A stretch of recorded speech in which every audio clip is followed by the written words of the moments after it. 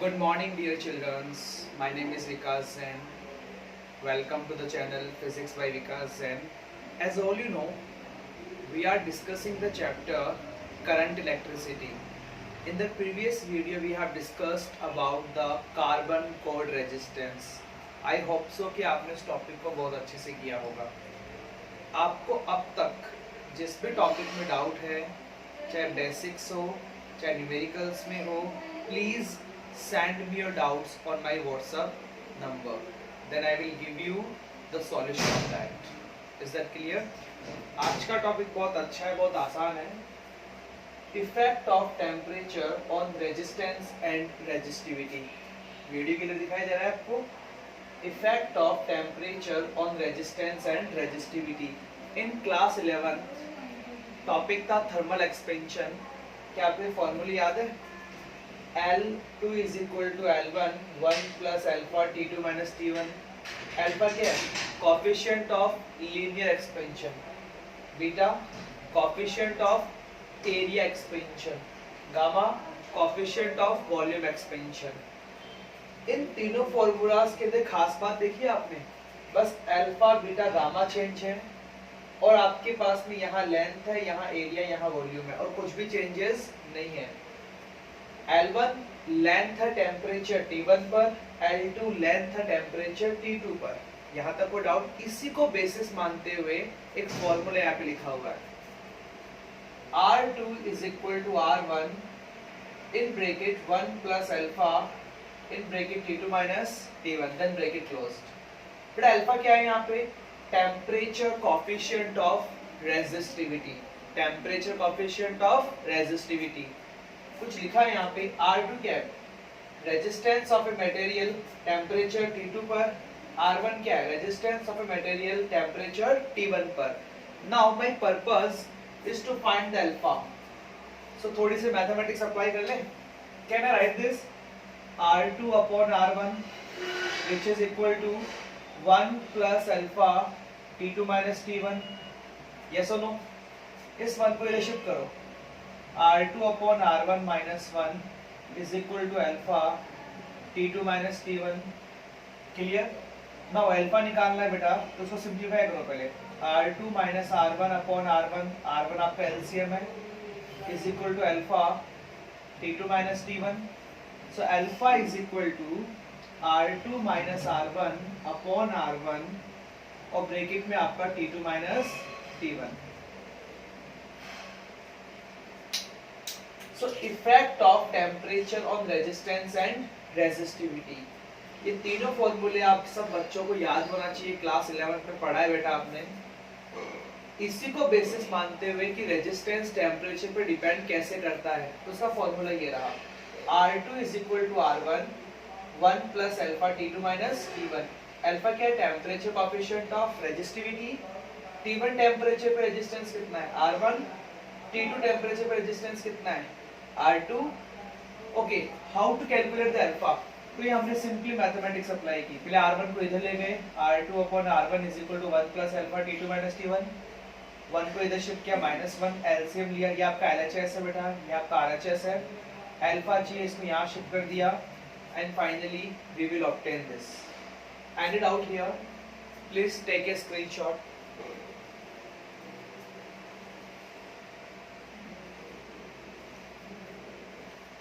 Okay बेटा, अब कैसे टेम्परेचर रेजिस्टेंस एक दूसरे से रिलेटेड है देखते हैं एक बार.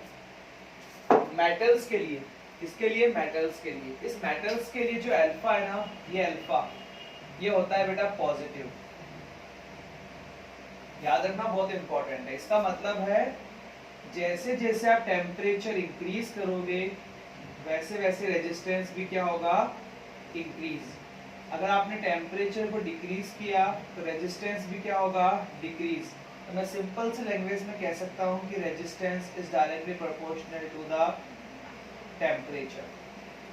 सिमिलर कॉन्सेप्ट आप अप्लाई करोगे रेजिस्टिविटी के लिए. किसके लिए? रेजिस्टिविटी के लिए. Resistivity is directly proportional to the temperature. Clear? Semiconductors और इंसुलेटर्स के लिए जो आपका अल्फा होता है बेटा, ये होता है नेगेटिव. Alpha will negative. इसका मतलब अगर आप टेम्परेचर को इंक्रीज करोगे तो रेजिस्टेंस क्या होगा, डिक्रीज। टेम्परेचर को डिक्रीज करोगे तो रेजिस्टेंस क्या होगा, increase. So I can say resistance is inversely proportional to the temperature. Or similarly I can say the resistivity is inversely proportional to the temperature. ये बातें आपको याद होनी चाहिए। तीन ऐसे मटेरियल है जिनका रेजिस्टेंस और रेजिस्टिविटी टेम्परेचर के साथ में चेंज नहीं होते। वो कौन है बेटा, नाइक्रोम, कॉन्स्टेंटन और मैग्नीन।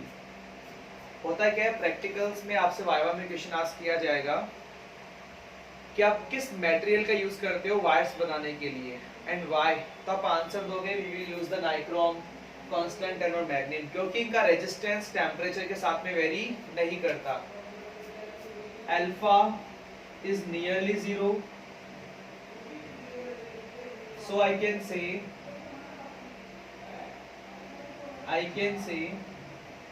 resistance and resistivity does not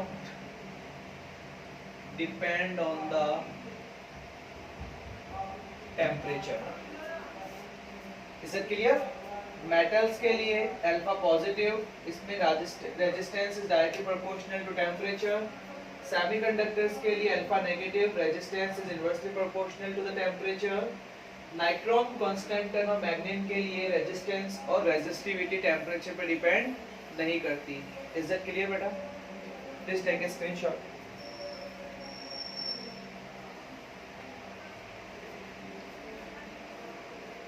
Now next topic is superconductivity. Superconductivity तो कुछ ऐसा सोचो आप, मेटल्स के लिए रेजिस्टेंस टेम्परेचर पे कैसे डिपेंड करता है? Please give me answer. Resistance is directly proportional to the temperature. Sorry, resistance is directly proportional to the temperature. What is the formula of the electric current? I is equal to V upon R, kept constant. Clear? अब सोचो आप temperature को decrease करो, या आपने temperature को decrease किया तो रेजिस्टेंस भी क्या होगा, इंक्रीज।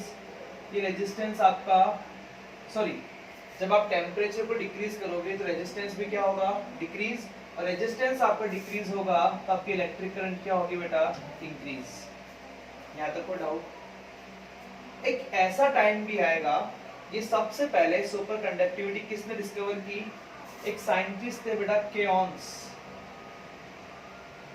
ठीक है, कब डिस्कवर किया? 1911 पे। और सबसे पहले किस पे डिस्कवर किया? मरकरी के ऊपर। उन्होंने ये देखा, उन्होंने क्या देखा कि 4.2 केल्विन पे 4.2 केल्विन पे आपका रेजिस्टेंस था नियरली जीरो। अगर बेटा ये क्वांटिटी नियरली जीरो हुई तो ये क्वांटिटी किसको अप्रोच करेगी? इंफिनिटी को। लिसन अगेन, रेजिस्टेंस टेम्परेचर पे कैसे डिपेंड करता है? Directly proportional. टेम्परेचर को आप डिक्रीज करोगे तो रेजिस्टेंस भी क्या होगा? डिक्रीज। रेजिस्टेंस डिक्रीज होगा तो करंट क्या होगी? इंक्रीज। किसने डिस्कवर किया? केऑन्स ने। कब डिस्कवर किया? 1911 के अंदर। किस पे डिस्कवर किया? मरकरी के ऊपर। एक ऐसा टेम्परेचर 4.2 केल्विन जहां रेजिस्टेंस क्या हो गया? Nearly zero. अगर ये नियरली जीरो होगा, anything divided by zero it will be tending to infinity, मतलब करंट की वैल्यू सडनली इंक्रीज हो गई। इसीलिए इसे क्या नाम दिया? Super conductivity. कंडक्टिविटी से भी ऊपर क्या नाम दिया इसे? Super conductivity. Any doubt here? आपको किसी भी टाइप का डाउट आता है ना बेटा, you can just text me on my WhatsApp number and I will definitely give you the solution of this. Is it clear? Next video में हम न्यूमेरिकल्स डिस्कस करेंगे इसके ऊपर। After that we will discuss the series and parallel combination of resistance. Clear? Thank you so much.